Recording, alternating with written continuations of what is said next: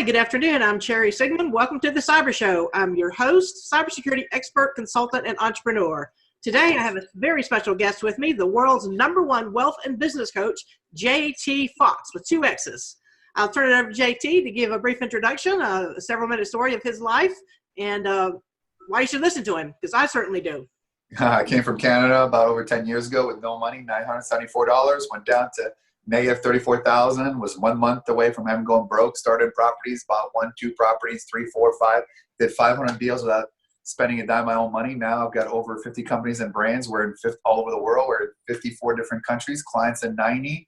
And I've got 2 podcasts. I've got a best-selling author. I got a book called Millionaire, Underdog, and a private equity investor. So just average stuff compared to some of the stuff that you do. So that's my short and sweet story.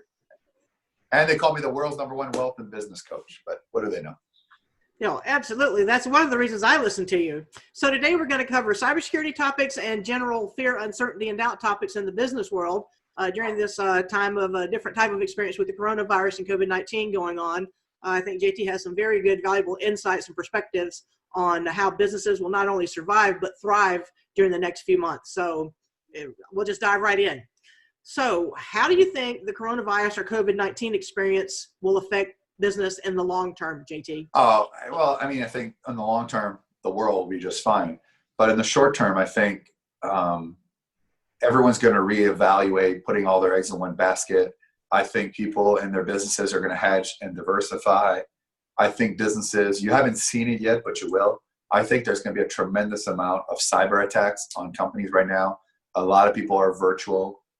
The home offices, although everybody's there, are not very secure. And it's going to take one big data breach to then change that of how can people access servers from that as well. Interestingly enough, there's cybersecurity, IT companies are growing, healthcare is obviously growing, Walmart, Kroger, Amazon. Those are the companies that are really going to have record pharmaceuticals. So the world's going to be very different. I think it's all about demand. And unfortunately, the demand for people like you is going to be extremely high, especially when you're as good as what you do. But for other people like restaurants, sporting events, what's going to be the, airlines, hotel? I mean, who wants to go on vacation now? So we're back in business. Who wants to go on vacation? We were just holed up as well. Do people want to get on a plane again? That's crowded as well. So these are questions that have yet to be answered. But there's no question. Everyone is starting from scratch when this is over with. I don't care experience. It's kind of like a world reset. I agree. Thank you very much for your insights and perspective on that. Do you have any specific cybersecurity concerns during this unusual time, JT? Well, of course. I mean, listen, people are working remote. Am I going to get hacked? If data is breached, you got to notify your customers. So then they got to deal with the coronavirus. They're at home and then they're, oh my God, I got hacked. It can affect merchant accounts. It can affect a lot of people. There's already companies losing a lot of money. So there's risk assessed. The safety of the information, that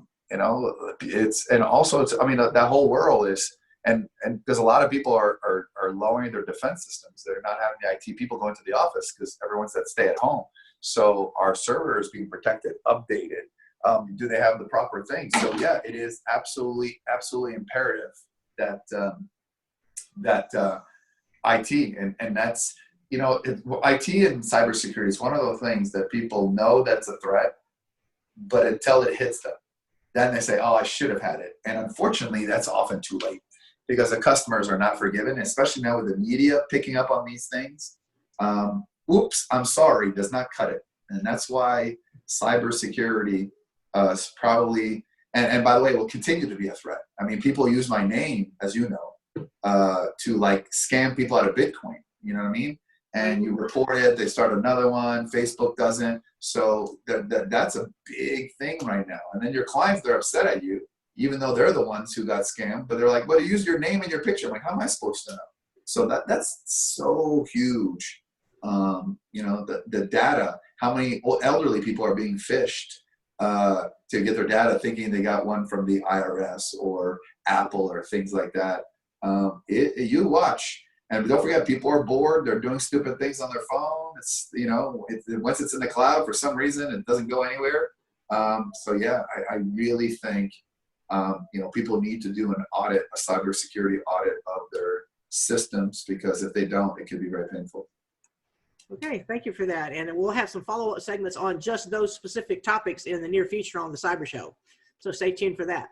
Well, that's why I was on your show, because I think, and why it's probably very needed, because it says what it does, and it's so important. Because I coach a lot of people that made that mistake and whoops, didn't cut it. Exactly. Okay, moving on to the next question, JT. What's your advice to entrepreneurs and business owners who also want to lead and innovate during this time? Well, I think like I'm going back to my old roots, and I'm putting a work ethic, ambition, drive, persistence that I used to do when I had no money. So I'm acting like I'm broke. I'm reinventing, spending my time emailing, building relationships. I mean, if you had asked me to be on your show 2 weeks ago, I would have said no. I mean, I'm so busy, I'm all over the place, but now you got to do things like this to reinvigorate and do things that nobody thought could be done. And that's why I'm doing it. So it's so funny in a short amount of time how the world is, the way business is done. It's crazy. And I've never seen anything like that as well. I welcome the opportunity. I mean, everybody was complaining 2 weeks ago how hard it was to find good deals and good opportunities and getting this. Now, 2 weeks later, everybody's complaining how bad it is. So, people will always be complaining. There's no such thing as a perfect world, but this is the time to sharpen your axe, spend your time building relationship, monetizing, so that when you're ready, and also planning what happens when the gate goes up, right? Are you in pole position, or are you at home, say, okay, we're ready now, and then by the time you get ready, you've already lost. Or you got a lot of clients that want you, but you don't have the capacity, right? Because you're overwhelmed because you didn't think about it. Trust me, everyone's going to want haircuts and work done, right? So, you got to be prepared for 7 days a week. And if you complain, you can't complain, because if not, they're going to go somewhere. And if they get good service somewhere, they'll never come back to you. All right. Yeah, I know you're working 18-hour plus days, and your work ethic is still the same, and you've basically innovated in your business and turned things on a dime, and you're very agile and adaptive to the new situation. So people can look at that as an example. I'm just so glad you're available to do this today. I appreciate it. Well, you're very persistent. And also, I know I like being on shows, very rarely though, but the shows that, because, I have my own shows to record. So that adds a lot. But when you have such a great topic that needs to bring awareness, and to me, it's cybersecurity. Right. Thanks, JT. So right now, do you believe that the world is being more or less connected now, considering the physical distancing or social distancing? Are we more connected or less connected? I think people are more connected in a way, but connected and monetizing are two different things, right? With live, you can close 10 times more. Yeah. So it's kind of, I think there's a lot of older people that never really in big favor of technology. Now they have to use it. I think I'd used Zoom once before, so now I'm on it 100 times a day, and other platforms like that too. So I think it's interesting, because then you realize that you don't need to go to every meeting. Some you do, some you don't. So productivity, all of this stuff, we don't know what's going to happen, and it's like we're in the wild, wild west. We're a whole new world.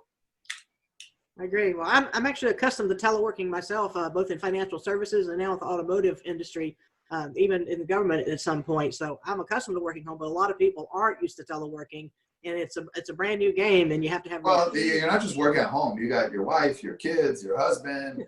They're also working. They got school. So I think that's the environment that's different too.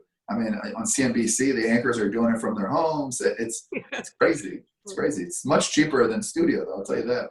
I saw even Dr. Phil even did his TV show from home, and he's doing it today with his wife. He's doing his show from the TV home. Oh, I didn't know that. I should give him a text message. Yeah, I should reach out to him. I know you know him. Yeah, I do. I should text him right now. I'll do it afterwards. Okay, great. So along those lines, what can we do to help each other immediately, meaning our community of entrepreneurs as a whole and businesses? What can we do immediately to help each other? I think we need to call our people and not try to sell our services, but add value, saying, what can I do for you? What's your needs? And then when things turn around, which should be back to normal in the next couple of months, it would be like, okay, now remember me, I was there helping you. So I think it's more about adding value, just like I'm doing this show, and hopefully it'll reciprocate back and grow from there.